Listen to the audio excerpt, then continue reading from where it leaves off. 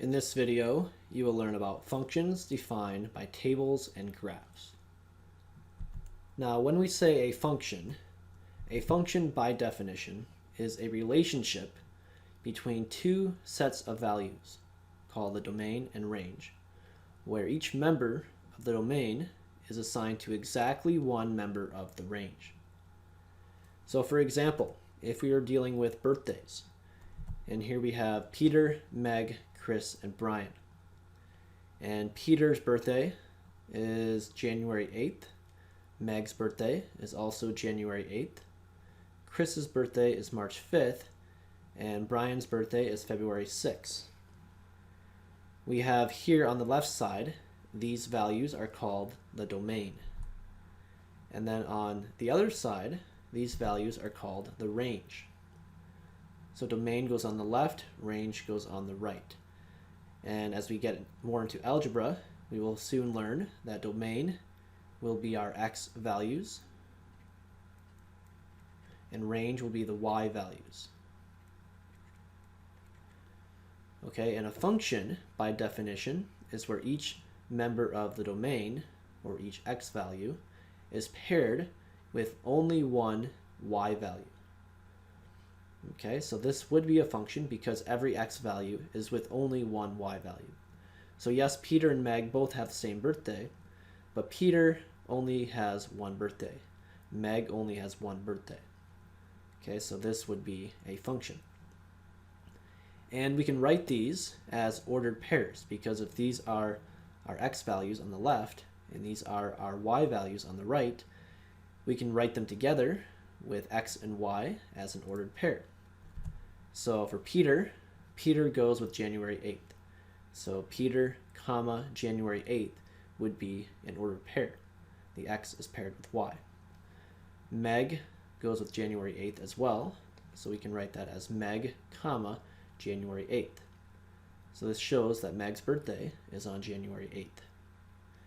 For Chris, he goes on March 5th. So we can write that as Chris, comma, March 5th. And Brian goes to February 6th. So Brian can be written with comma and then February 6th after. So ordered pairs simply show which values are paired together. Now if we had a similar scenario, but a little bit different here, we have Peter going to January 8th and Peter also going to March 5th. And then Meg, Chris, and Brian are the same. Well, here, Peter has two birthdays, January 8th and March 5th, which does not make sense. So therefore, this would not be a function because we cannot have our x value paired with more than one y value. So because of this, this is not a function. All right, this is not a function because we have more than one y value paired with one x value. Now, when we write functions, there are different ways that we can represent them. So as we saw in the last slide, we could use what is called a mapping diagram, which is where we drew the arrows to the different parts. We can also have tables, and we can also have graphs. So here, we see a table and a bar graph with the same information. So this table is showing the different locations in the United States with their average precipitation. So we have Georgia, Florida, Nevada, California, New York, and Washington. And here is given the precipitation, which is the rainfall or snowfall in inches. So we can write it as a table like this, which is maybe a little easier to read sometimes. But there are times when it's helpful and maybe more convenient to just be able to see it all in a picture. So right here, we see a bar graph, which is one way that we can represent a function.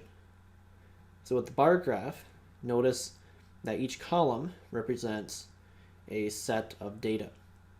So here, the green column at the beginning, this is for Atlanta, Georgia.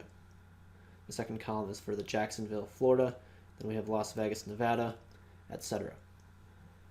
So for each column, notice on the left side, we have different numbers. So we have 0, 10, 20, 30, 40, 50, 60. These are labeled, and it's kind of hard to see maybe in the picture, but that is your precipitation. Okay, so that is precipitation in inches. So for Atlanta, Georgia, the column goes up right before 50 because the precipitation is 49.7. So this picture shows me very quickly what the precipitation is. Then Jacksonville, Florida was more than 50, so it goes above this 50 mark, and that is more specifically 52.4. So we can tell just by looking at the picture that Jacksonville has the most rain or precipitation because the column is bigger. And we have that for all the columns as well. So we can create a bar graph based off the table. And it's called a bar graph because of these different bars going up. So the bars or columns.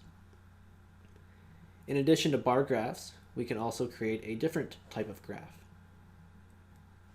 So this other kind of graph is very useful if you're looking at a certain period of time. So we're trying to see what is the trend over maybe say the last 40 years or 100 years. So what we can do is if we are dealing with something, maybe like population, for example, we could have a table. And by the way, this is actual data as collected by the U.S. Census Bureau. And if you have a table, we can kind of see the trend a little bit, but it's helpful if we can create what is called a broken line graph. So what we do is we basically plot these different points on a graph and then connect the dots with line segments. So for example, we see down here on this x-axis, we see the years going by 20. So 1880, then 1900, 1920, 40, 60, 80, 2000, and 2020. And then your y-axis is the US populations in millions. So what I do is I create a point with each of these values. So right here, for example, would be 1900, comma, 76. So that means I go over to 1900, that is my x value. Then I go up to 76, which is right here, to get that first point. Then I do the same thing for the next values. So 1910 and 92. So I go over to 1910, which is halfway between 1900 and 1920, and go up to 92, which is this point. And then I connect those 2 points with a line segment. I do that again with 1920 and 106. So I go over to 1920, which is right here, then up to 106, which is a little above 100, and then create a line segment between the last 2 points. And I keep doing that with every set of values. And then I connect the segments, or connect the points with a line segment, and put it all together into one graph, and this is called a broken line graph. And this is very useful to very quickly see the trend visually of what has been happening over a given period of time.